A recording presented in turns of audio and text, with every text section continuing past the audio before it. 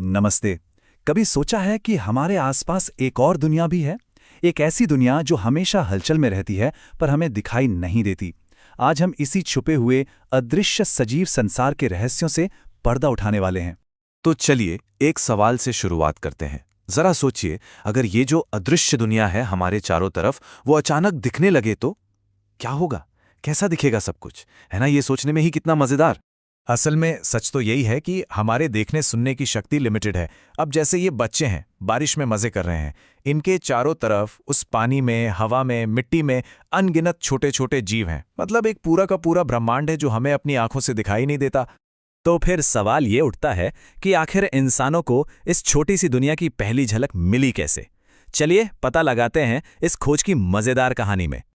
ये कहानी शुरू होती है बहुत बहुत पहले। प्राचीन काल में ही लोगों ने देख लिया था कि घुमावदार कांच यानी लेंस चीजों को बड़ा दिखा सकता है। फिर सदियां बीत गईं और साल आया 1665।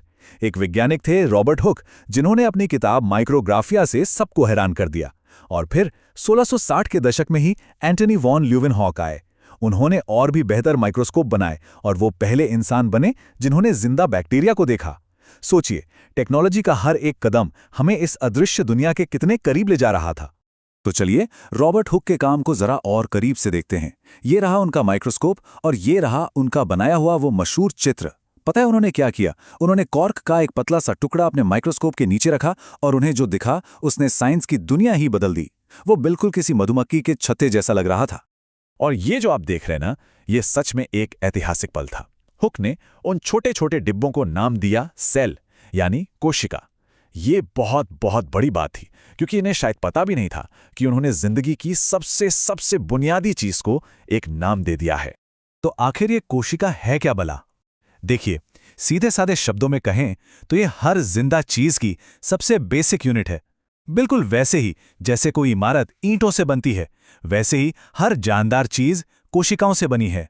जिंदगी की सबसे छोटी इकाई। अच्छा, तो अब आगे बढ़ते हैं। चलिए देखते हैं कि इन कोशिकाओं को हम खुद कैसे देख सकते हैं और ये आखिर बनी किस चीज से होती हैं। और पता है, ये कोई बहुत मुश्किल काम नहीं है।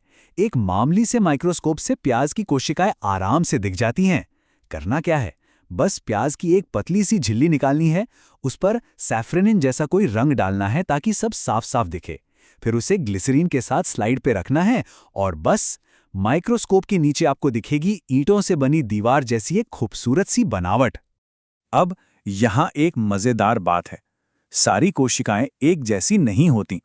जैसे प्याज की कोशिका, जो एक पौधे की कोशिका है, उसमें सेल मेम्ब्रेन के बाहर एक और मजबूत परत होती है जिसे सेल वॉल या कोशिका भित्ति कहते हैं।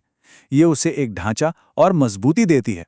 लेकिन दूसरी तरफ हमारे गाल की कोशिकाएं, जो कि जंतु कोशिकाएं हैं, उनमें ये बाहरी दीवार नहीं होती। पौधों और जानवरों की दुनिया में ये एक बहुत ही बेसिक पर बड़ा जरूरी फर्क है। ठीक है, तो अब हम ये तो समझ गए कि कोशिका क्या है। तो अब सवाल ये है कि ये छोटी छोटी कोशिकाएं मिलकर इतने बड़े बड़े और कॉम्प्लेक्स जीव कैसे बना लेती हैं? इसे समझने का सबसे अच्छा तरीका है वो ईंटों वाला उदाहरण। सोचिए कि एक अकेली कोशिका एक ईंट की तरह है, मतलब सबसे बेसिक बिल्डिंग ब्लॉक।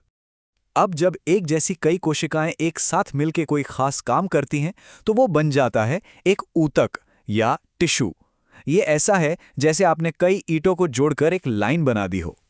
इसके बाद का लेवल, जब अलग अलग तरह के ऊतक एक साथ जुड़ते हैं तो बनता है एक अंग या ऑर्गन, जैसे हमारा दिल या हमारे फेफड़े। हमारे ईंट वाले उदाहरण में ये ऐसा हुआ जैसे कई लाइनों को जोड़कर एक पूरी दीवार खड़ी कर दी गई हो। और आखिर में जब ये सारे अंग और उनके सिस्टम्स एक साथ मिलकर काम करते हैं तो बनता है एक पूरा का पूरा जीव या ऑर्गेनिज्म, चाहे वो कोई पौधा हो या कोई जानवर। मतलब एक पूरा घर तैयार हो गया। और ये सब शुरू कहां से हुआ था? बस एक अकेली ईंट से। कमाल का ऑर्गेनाइजेशन है ना? तो अभी तक तो हम उन कोशिकाओं की बात कर रहे थे जो बड़े बड़े जीव बनाती हैं, पर अब जरा उन छोटे सिंगल सेल वाले जीवों की बात करते हैं जो हर वक्त हमारे आसपास ही रहते हैं। जी हाँ, इन्हें हम कहते हैं सूक्ष्म जीव या माइक्रोब्स। अब नाम से ही साफ है, ये इतने छोटे जीव हैं कि इन्हें देखने के लिए माइक्रोस्कोप की जरूरत पड़ती ही है। और जब मैं कहता हूं हर जगह, तो मेरा मतलब है सचमुच हर जगह।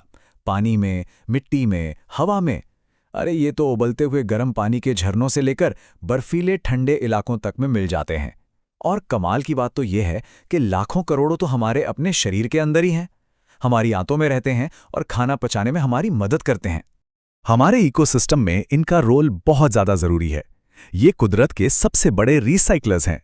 मतलब ये मरे हुए पेड़ पौधों और जानवरों को तोड़कर उनके पोषक तत्वों को वापस मिट्टी में मिला देते हैं।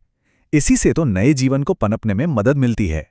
लेकिन इनकी ताकत सिर्फ रिसाइकलिंग तक ही नहीं है। कुछ माइक्रोब्स में तो हमारी सबसे बड़ी बड़ी एनवायरमेंटल प्रॉब्लम्स को सुलझाने का भी दम है। चलिए आपको एक ऐसे ही साइंटिस्ट की कहानी सुनाता हूं जिन्होंने माइक्रोब्स की इसी कमाल की शक्ति का इस्तेमाल किया। ये हैं डॉक्टर आनंद मोहन चक्रवर्ती। बात है 1971 की। इन्होंने जेनेटिक इंजीनियरिंग की मदद से एक खास तरह का बैक्टीरिया बनाया। एक ऐसा बैक्टीरिया जो कच्चे तेल यानी क्रूड ऑयल को खा सकता था। जरा सोचिए, इसका मतलब ये था कि अब समुद्र में जब बड़े बड़े तेल के टैंकर लीक होते हैं तो उस तेल को साफ करने के लिए इन नन्हे जीवों का इस्तेमाल किया जा सकता है। ये एक बेहतरीन उदाहरण है कि कैसे साइंस हमारी धरती को बचाने में मदद कर सकती है। तो इन सब बातों के बाद एक सवाल सोचना तो बनता है, वो ये कि माइक्रोब्स की मदद से और कौन-कौन सी बड़ी-बड़ी मुश्किलें हल की जा सकती हैं। प्लास्टिक का कचरा हो या फिर बीमारियों का इलाज, क्या पता हमारी सबसे बड़ी चुनौतियों का हल इसी अदृश्य दुनिया में ही कहीं छिपा हो। इस बारे में सोचिएगा जरूर।